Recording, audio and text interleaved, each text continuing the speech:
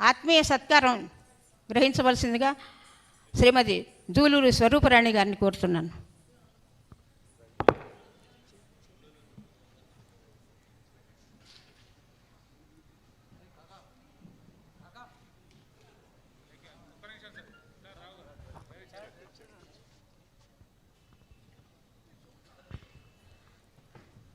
Doctor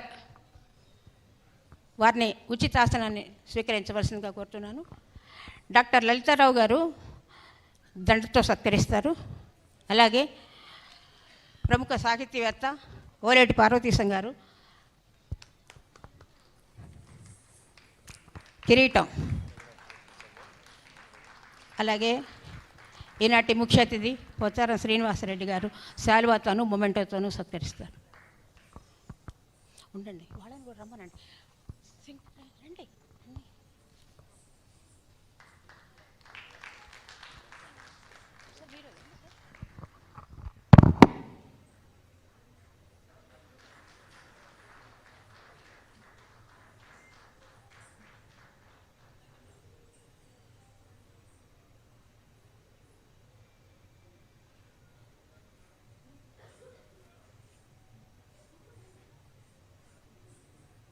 దయచేసి నృత్య గురువులందరూ కూడా రావాల్సిందిగా కోరుతున్నాను.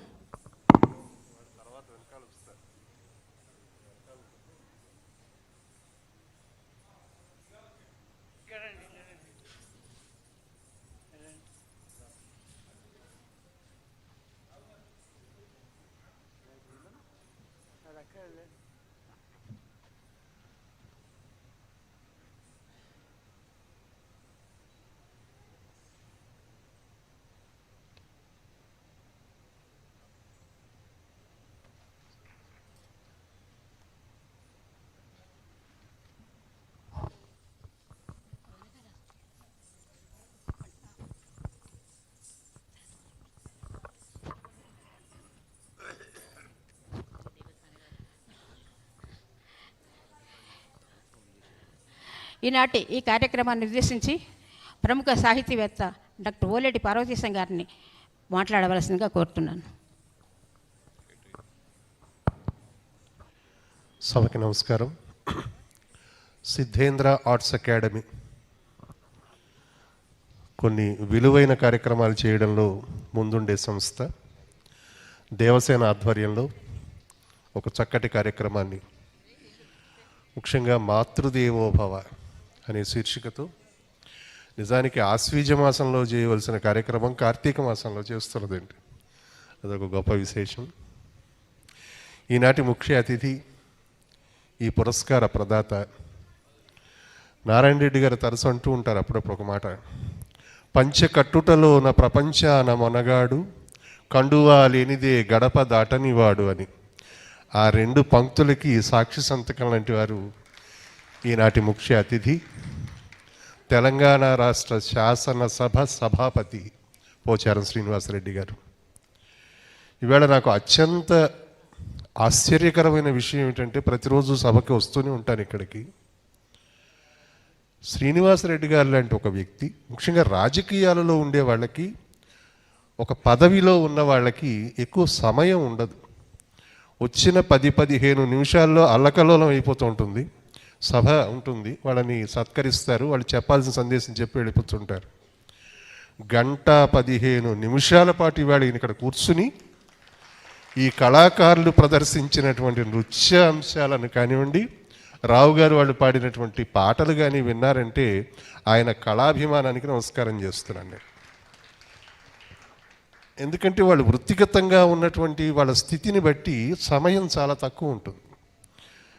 కళ కోసం కళాభిమానాన్ని ప్రకటించవలసి వచ్చినప్పుడు ఇతర కార్యక్రమ వ్యగ్రులై ఉన్న వాటిని పక్క పెట్టడం అనేది ఒక గొప్ప విశేషం.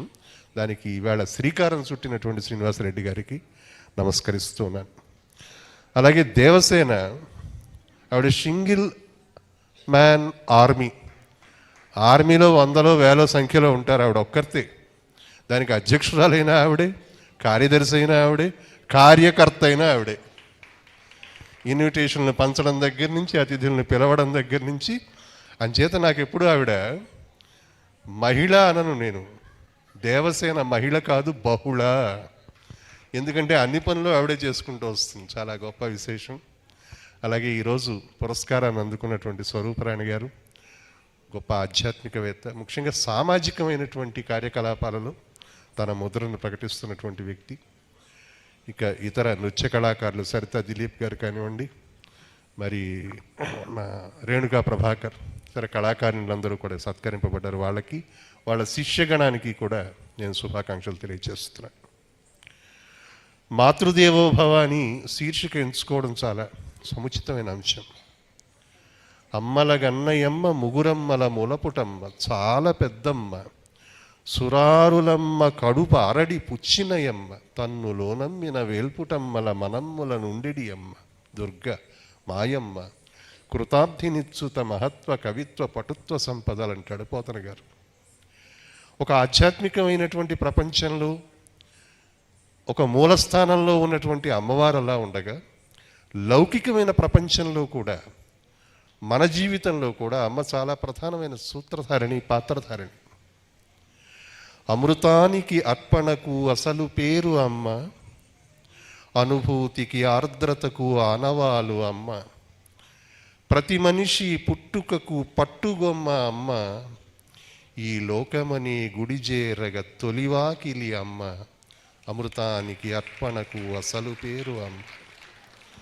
అలా మాతృమూర్తి మన జీవితాలలో చాలా ప్రధానమైన స్థానం. అందుకే ఒక మాతృదేవోభవ, పితృదేవోభవ, ఆచార్య దేవోభవ అని వాళ్ళని దేవతలుగా పూజించేటువంటి సంస్కృతి కేవలం భారతదేశానికి మాత్రమే సొంతం, ఇంకెక్కడా ఉండదు ప్రపంచంలో. అటువంటి ఒక గొప్ప శీర్షికను ఎంచుకొని ఇవాళ దేవసేన ఈ కార్యక్రమం చేస్తున్నందుకు ఆవిడ ప్రత్యేకంగా అభినందిస్తూ, ఇంత సమయాన్ని గడిపినటువంటి శ్రీనివాసరెడ్డి గారికి మరోసారి ధన్యవాద సమర్పణ చేస్తూ, ఇవాళ పురస్కారాలు అందుకున్న ప్రతి ఒక్కరికి వేదికాముఖంగా శుభాభినందనలు తెలియచేస్తూ స్వస్తి. ఏ కార్యక్రమానికి పార్వతీశం గారు వచ్చినా కూడా ఆ కార్యక్రమ విశిష్టతని తెలియజేస్తారు. అందుకే మామూలుగా ఏ కార్యక్రమం జరిగినా కూడా ఆర్గనైజర్స్ వారిని పిలుస్తారు. వారికి ధన్యవాదాలు చెప్తూ, ఈనాటి ముఖ్య అతిథి శాసనసభాపతి, తెలంగాణ రాష్ట్ర శాసనసభాపతి శ్రీ పోచారం శ్రీనివాసరెడ్డి గారిని వాడిని అమూల్యమైన సందేశాన్ని ఇవ్వాల్సిందిగా కోరుతున్నాను.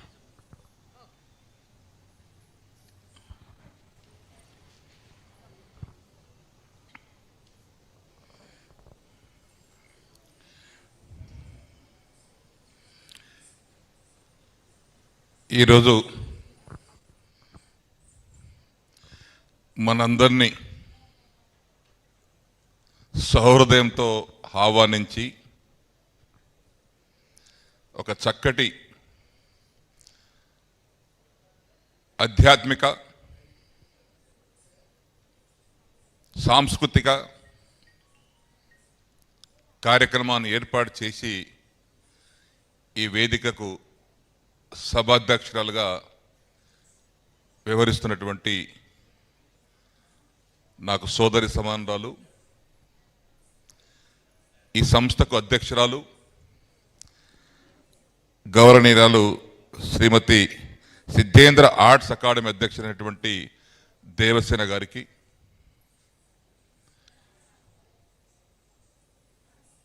ఈనాడు రకరకాల టీవీలు వచ్చాయి, ఛానల్స్ వచ్చాయి.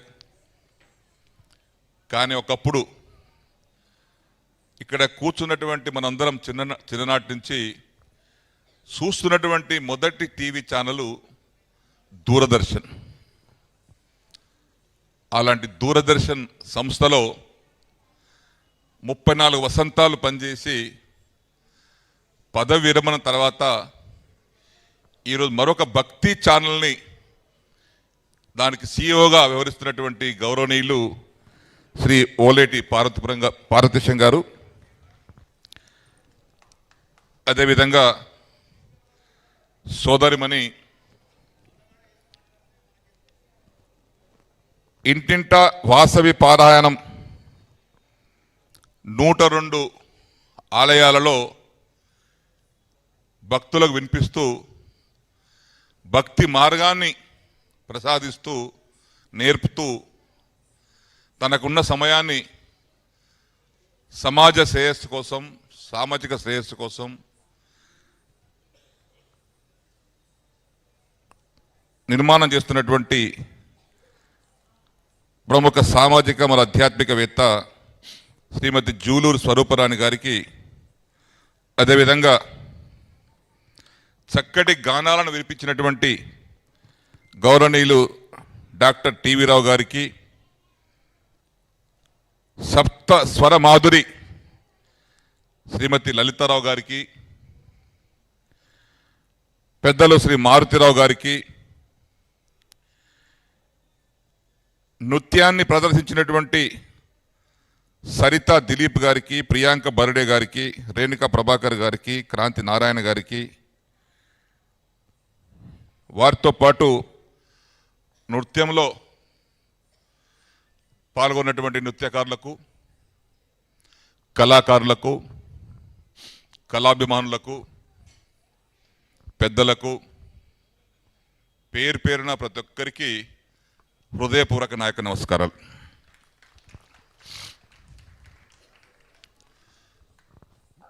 దేవసేన గారు నేనుండేటువంటి క్వార్టర్కి వచ్చి వారి ఆహ్వాన పత్రికను నాకు అందజేశారు. అప్పటి వరకు వారెవరో నాకు తెలియదు. కానీ మాతృదేవో భవ అనేటువంటి ఒక చక్కటి ఈ కార్యక్రమాన్ని నామకరణం చేసి ఒక తల్లిగా, చెల్లెలుగా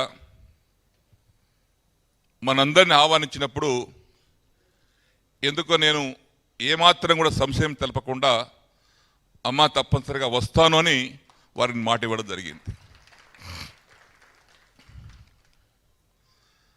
వాస్తవానికి కొద్దిగా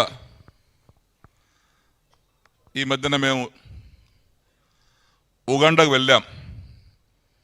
ఈస్ట్ ఆఫ్రికా 53 దేశాల స్పీకర్స్ కాన్ఫరెన్స్ ఉంటే అక్కడికి వెళ్ళి అక్కడి నుంచి ప్యారిస్ మీదుగా లండన్ మీదుగా వచ్చాం. మధ్యలో నాకు ఆరోగ్యం కొద్దిగా ఇబ్బంది పెట్టింది. ఇంకా ఉంది కొద్దిగా ఇబ్బంది. ఆ ఇబ్బంది అయినప్పటికీ దేవసేన గారు సౌహృదయంతో ఆహ్వానించారు కాబట్టి ఈ కార్యక్రమానికి వెళ్ళాలి, నృత్య ప్రదర్శన చూడాలి, గాయకుల యొక్క గానాన్ని వినాలి, కళాకారులను అభినందించాలనే సంకల్పంతో ఈనాడు నేను ఇక్కడికి రావడం జరిగింది. పెద్దలు పార్వతీశం గారు, స్పీకర్ గారు అనేక పనులుంటాయి, 15-20 నిమిషాల కంటే ఎక్కువ ఉండకపోవచ్చు, కానీ 1.5-2 గంటల నుంచి ఇక్కడే ఉన్నారు అని వారు ఇప్పుడే వారి యొక్క సందేశంలో వివరించారు. ఇది నేను ఇక్కడ ఉండడం నా గొప్ప కాదు, కళాకారుల గొప్ప. ఆ శక్తి, మాటకు లేనటువంటి శక్తి పాటకున్నది, పాటతో పాటు నృత్యానికి ఉంది. అలాంటి చక్కటి నృత్య ప్రదర్శన సోదరి నాకంటే చాలా చిన్నది, 60 ఏళ్ళైనా ఆ వయసులో చక్కటి ప్రదర్శన వారి బృందంతో చేయించారు. అంత చక్కటి ప్రదర్శన చేస్తుంటే ఎవరిని ఇక్కడి నుంచి లేచి వెళ్ళిపోతారా? బంధించబడతారు అక్కడే. వారి నృత్య ప్రదర్శన యొక్క ప్రదర్శన వల్ల ఆకర్షితులై మనమందరం బంధించబడతాం, వెళ్ళాలనుకుని వెళ్ళలేము. అటువంటి ఒక శక్తి నృత్యానికి, కళకుంది. అంతకుముందు కూడా చిన్న బిడ్డలు కూడా చాలా చక్కగా ప్రదర్శించారు. వారికి కూడా అందరికీ పేరు పేరున అభినందనలు, శుభాకాంక్షలు తెలియపరుస్తూ ఉన్నాను. దాని తర్వాత పాటలు ఎట్లా వెళ్ళాలంటే నేను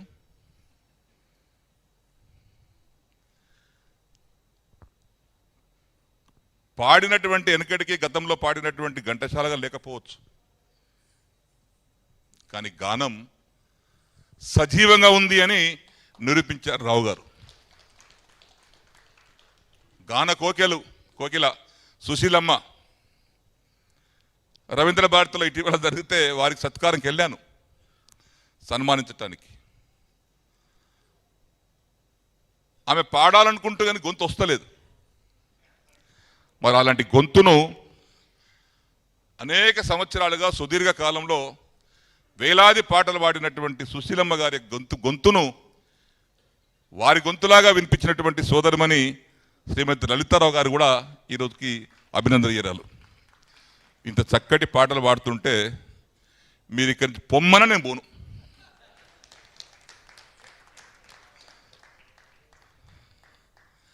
ఇదొక చక్కటి సన్నివేశం. ఆధ్యాత్మిక, సామాజిక, సాంస్కృతిక సన్నివేశం ఇది.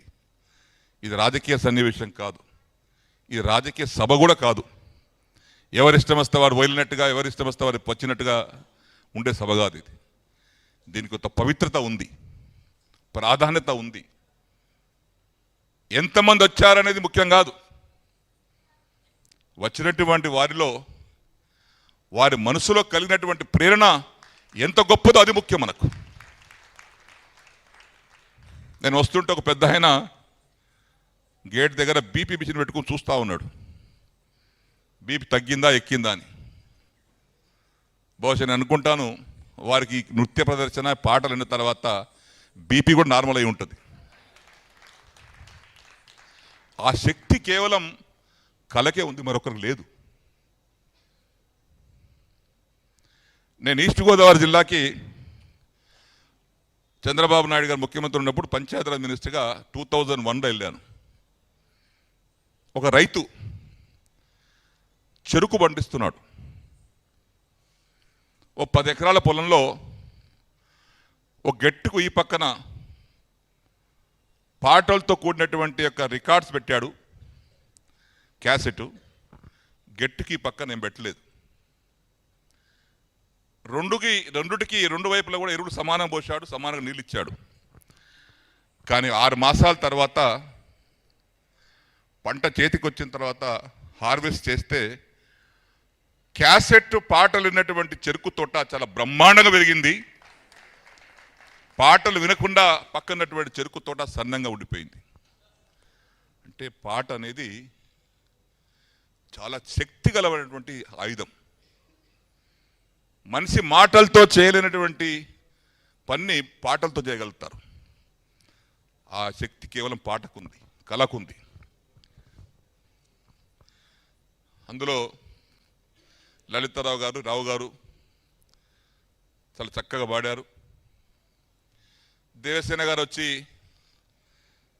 సార్ ఇది చివరిగా వారి పాట ముగిసిన తర్వాత వేదిక పిలుస్తాను సార్ అన్నది.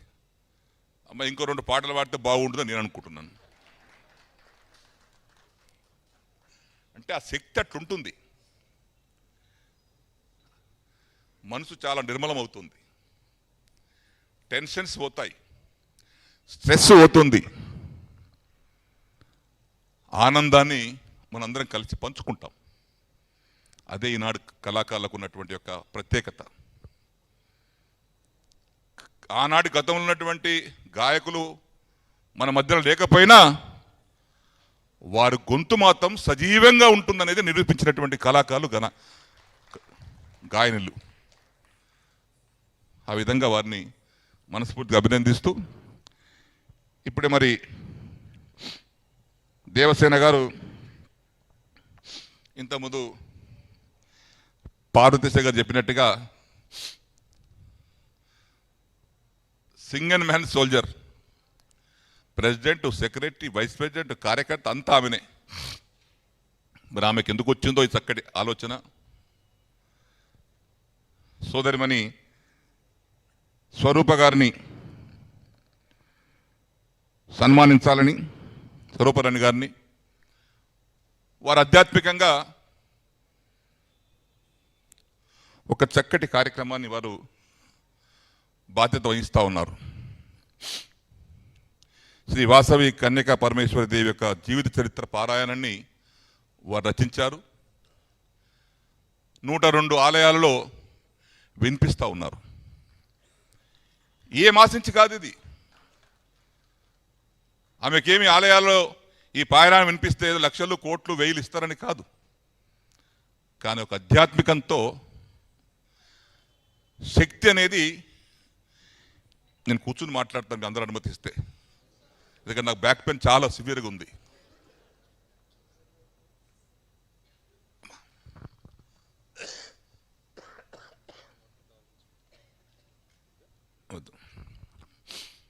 ఆధ్యాత్మికంగా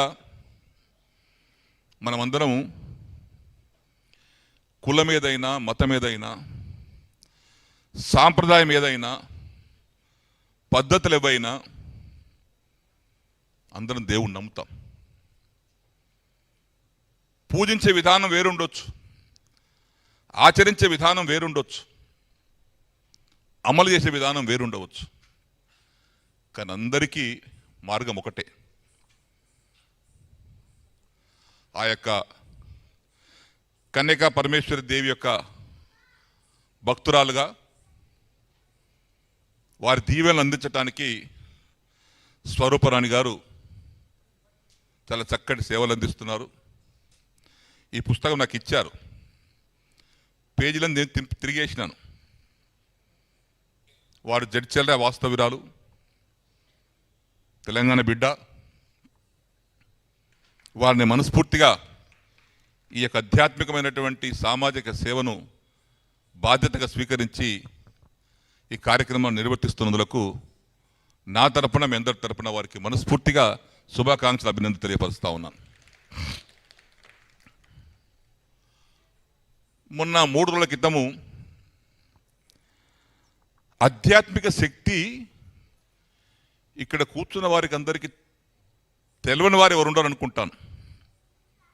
పరోక్షంగానో ప్రత్యక్షంగానో వారు అనుభవించే ఉంటారు.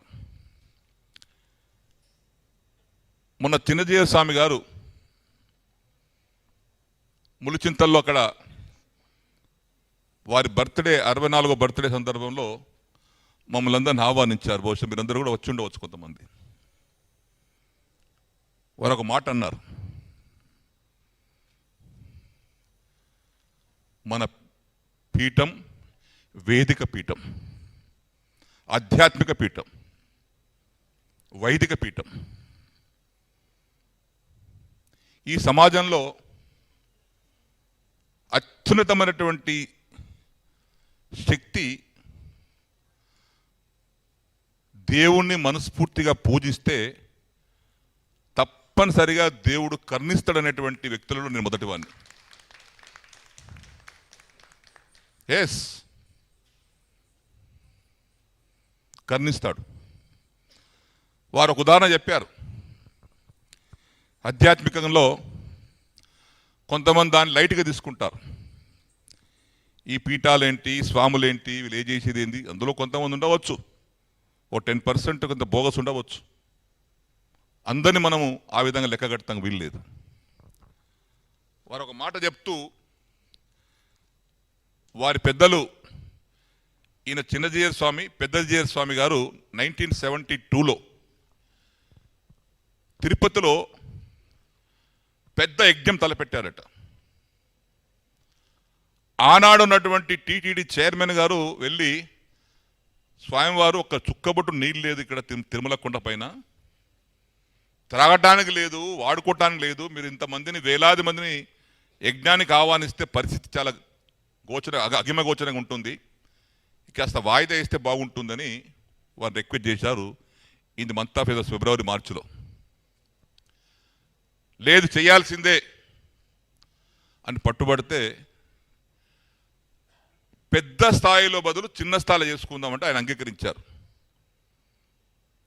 ఆయన పెద్ద స్థాయి నుంచి మొదటి విడతగా చిన్న స్థాయికి తీసుకొచ్చారు. యజ్ఞం చేశారు. యజ్ఞం ముగింపు రోజున ఏ నీటి కోసం ఎదురు చూస్తున్నారో, కటకడాడుతున్నారో, కుంభవృష్టితో తిరుపతి తిరుమలలో బ్రహ్మాండ వర్షాలు పడి ప్రాజెక్ట్ అక్కడ ఉన్నటువంటి చెరువులు కుంటలు నిండిపోయినాయి. నిండిపోయి ఇంకెక్కువైపోయినాయి. ఏం చేయాలంటే మరి తక్కువ చేశాను కూడా చేయాలి. మళ్ళీ పూజ మళ్ళీ చేశారు, కంట్రోల్ చేశారు. భగవంతుడు కూడా వారి యొక్క కోరికను విన్నారు. వర్షాలు కూడా తగ్గినాయి. బ్రహ్మాండంగా మళ్ళా పెద్ద యజ్ఞం కూడా చేశారు.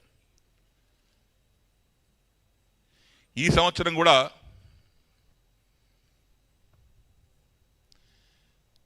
వాతావరణ శాస్త్రవేత్తలు 95% రెయిన్ఫాల్ ఉంటుంది అని చెప్పారు. నైరుతి ఋతుపవనాలు కానీ ఈశాన్య ఋతుపవనాలు కానీ 95% పడవచ్చు వర్షమని. ఇలా అది 100% మించిపోయింది. కారణం కూడా వెనకటికి రాజులు, సామంతులు ప్రజల సుఖ సంతోషాల కోసం అన్నిటికంటే మించినటువంటిది వర్షం, నీరు. అది ఉంటేనే మనిషి కదలిక, లేకపోతే కదలిక ఉండదు. పంటలు ఉండయి, భోజనం ఉండదు, నీళ్ళుండయి, స్నానానికి బట్టలుత్తా నీళ్ళుండయి. ప్రతి దానికి మూలం నీరు. అటువంటి నీరు కావాలంటే మనస్ఫూర్తిగా చాలా పగడబందిగా యజ్ఞాలు చేస్తే రాజులు వర్షాలు పడతాయని గతంలో విన్నాం. పుస్తకాలు చదివి చూసాం కానీ మనం చూడలే. ఈనాడు మన ముఖ్యమంత్రి కేసీఆర్ గారు ఆయుష్ చండీయాగం 3 ఏళ్ల కింద చేసేటప్పుడు అందరూ దానికి కొద్దిగా వ్యంగ్యంగా మాట్లాడారు. ఈరోజు దాని ప్రభావాలు నిరుడు చూసాం, ఈ సంవత్సరం చూస్తూ ఉన్నాం. బ్రహ్మాండ వర్షాలు పడి ఈరోజు ప్రాజెక్టులన్నీ నిండి పొంగి పొరుతూ ఉన్నాయి. అంటే ఆధ్యాత్మికంగా స్వరూపరాణి గారు వాసవి కన్యకా పరమేశ్వరి దేవాలయాల్లోనే మాత్రం కాకుండా ఆ మెసేజ్ అన్నిటికీ అందరికి పోతుంది. ఆధ్యాత్మిక అనేది ఒక గుడికే పరిమితం కాదు, ఒక ఆలయానికే పరిమితం కాదు. ఇది ప్రపంచవ్యాప్తంగా ఆ సందేశం విస్తరించబడుతుంది. కాబట్టి అలాంటి యొక్క విస్తరణ కార్యక్రమంలో మన వారు పాల్గొన్నారు, స్వరూపరాణి గారు. ఈరోజు అందులో 2 మహానుభావుల యొక్క ప్రత్యేకత ఉంది. ఈరోజు ఒకటి సర్దార్ వల్లభాయ్ పటేల్ గారి యొక్క జన్మదినం, ప్రధానమంత్రి ఇందిరాగాంధీ యొక్క వర్ధంతి. ఈ 2 ఈరోజే. వారికి మనం ఘనంగా నివాళులర్పిస్తూ, ఇంకా మీరందరూ కూడా తమ తమ స్థానాలకు వెళ్ళాలి కాబట్టి నేను ఎక్కువ సమయం తీసుకోకుండా, ఇది ఒక మంచి కార్యక్రమం, రాజకీయ వేదిక కానే కాదు కాబట్టి ఇది కేవలం ఆధ్యాత్మికంగా కళావేదిక మాత్రమే నేను భావిస్తూ ఉన్నాను. కాబట్టి పార్వతీశం గారు అన్నట్టుగా మీరు ఇప్పుడు వెళ్ళమంటే వెళ్తా. కాబట్టి ఈనాటి కార్యక్రమానికి మనందరిని ఆహ్వానించినటువంటి దేవసేన గారికి, ఆత్మీయ సత్కారాన్ని స్వీకరించినటువంటి నాకు బిడ్డ సమానరాలు శ్రీమతి స్వరూపరాణి గారికి, మనందరితో కలిసి మంచి సందేశం ఇచ్చినటువంటి పార్వతీశం గారికి, గాయకులకు, కళాకారులకు, నృత్య ప్రదర్శించినటువంటి కళాకారులకు, వేదిక ముందు ఉన్నటువంటి మా సోదరిమణులకు అందరికీ పేరు పేరున హృదయపూర్వక అభినందనలు, నమస్కారం తెలియపరుచుకుంటూ నేను సెలవు తీసుకుంటున్నాను. జై తెలంగాణ.